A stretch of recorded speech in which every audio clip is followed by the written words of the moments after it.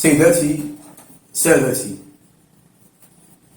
الشيء الذي بدأ يدفو فوق السطح ويرخي بظلاله على مجريات الأمور في المغرب العربي، الذي وضع العسكر في طريق بنائه جملة من العقبات والمعيقات، وعودة النقاش من جديد مسألة الحدود.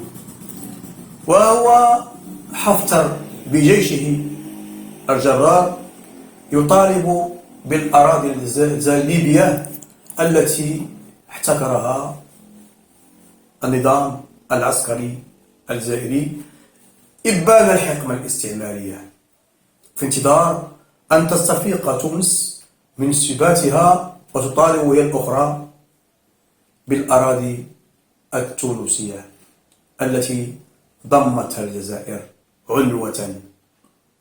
بخصوص المغرب فالصحراء الشرقية لا نقاش فيها، لأنها مغربية بقوة المنطق والتاريخ، باعتراف دغول نفسه واعتراف بن بلة الذي تلكأ في آخر المطاف وقال لن نقبل هدية فرنسا.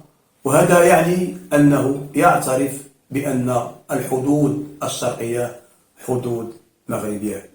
وللتذكير فهذا الرئيس المخلوع بن بلة مغربي من قلعة أسترغنة، فتنكر لأصله المغربي، فماذا استفاد غير الانقلاب العسكري الذي قاده بخروبة عليه، وغير الإقامة الإجبارية التي فرضت عليه، ليعلم أن طريق العسكر محفوفة بالمخاطر والمهالك.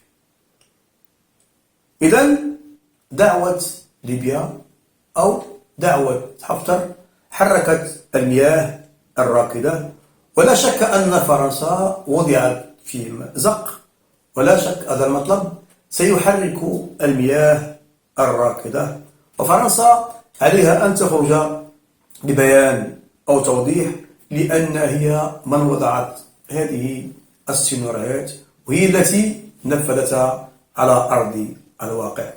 والعسكر لا يعقل أن يتسيد على أراضي الأغيار أو ذوي الحقوق، لأنه حتما ومهما طال الزمن سيطالبون بأراضيهم، فالحقوق لا تقبل التقادم non susceptible de prescription.